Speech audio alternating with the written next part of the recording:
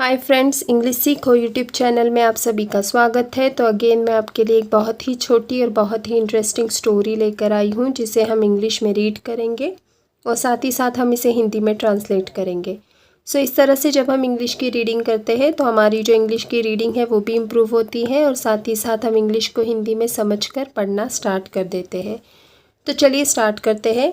ए little boy, छोटा लड़का, sat बैठा था, इन हिज उसके ग्रैंड मदर्स दादी किचन यानी रसोई। Okay, so a little boy set in his grandmother's kitchen. एक छोटा लड़का अपने दादी की रसोई में बैठा था। एंड वॉच्ड, वॉच यानी देखना, द केटल, केटल यानी केतली, बॉइलिंग यानी उबलना। Okay, so and watch the kettle boiling, और केतली को उबलते हुए देख रहा था।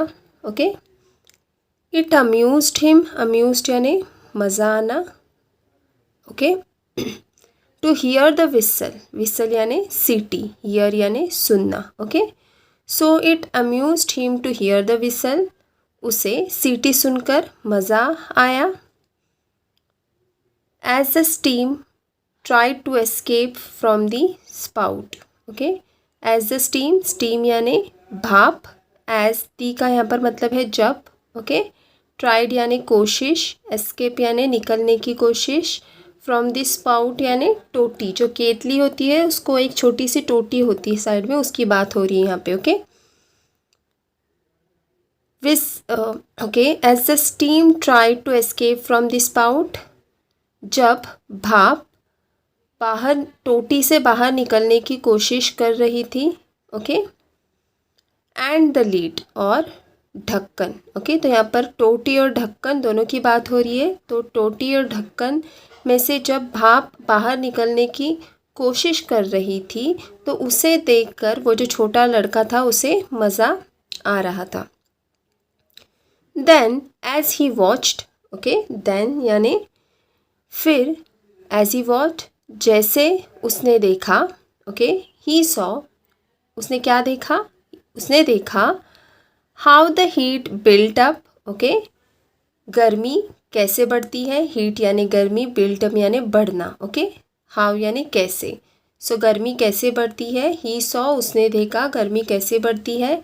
And how the lid began to bob up and down. Okay, and how, and यानी और, हाउ यानी कैसे, द लीड यानी ढक्कन, बिगेन टू बॉब यानी हिलने लगा, अप एंड डाउन ऊपर नीचे। Okay, so and how the lid began to bob up and down, और कैसे ढक्कन ऊपर नीचे हिलने लगा।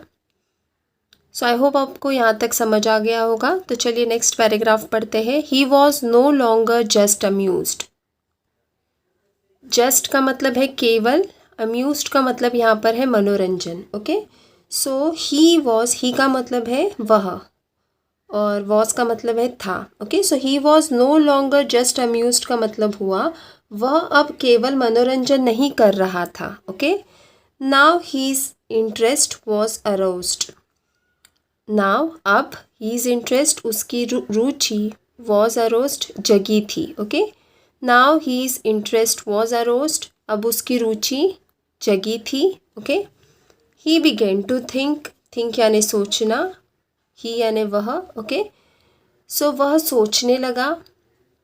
What made the lead dance, okay, किस चीज़ के वजह से जो ढक्कन था वो नृत्य करने लगा। What made the lead dance, what kept pushing it up,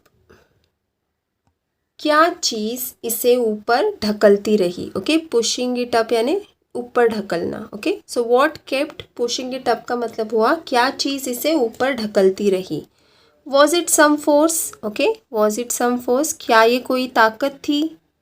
okay, of course का मतलब है बिल्कुल। It was the steam, it was the steam, it यानी यह, वॉज यानी थी, और द स्टीम का मतलब है भाप। ओके, सो यह भाप थी। He realise that steam had force, power. Okay, he realise, realise यानी एहसास होना, स्टीम यानी भाप। ओके, उसको एहसास हुआ कि भाप में, स्टीम हैड, भाप में फोर्स है यानी ताकत है, पावर यानी शक्ति है, and could be put to some use. Okay, some use कुछ उपयोग। ओके, सो इसका कुछ उपयोग किया जा सकता है। Okay, put to some use and could be put to some use, इसका कुछ उपयोग किया जा सकता है। When he grew up, he invented the steam engine. When he grew up, जब वह बड़ा हुआ, he invented, उसने आविष्कार किया, the steam engine, भाप के इंजन का आविष्कार किया। Okay, so when he grew up, he invented the steam engine. जब वह बड़ा हुआ उसने भाप इंजन का आविष्कार किया।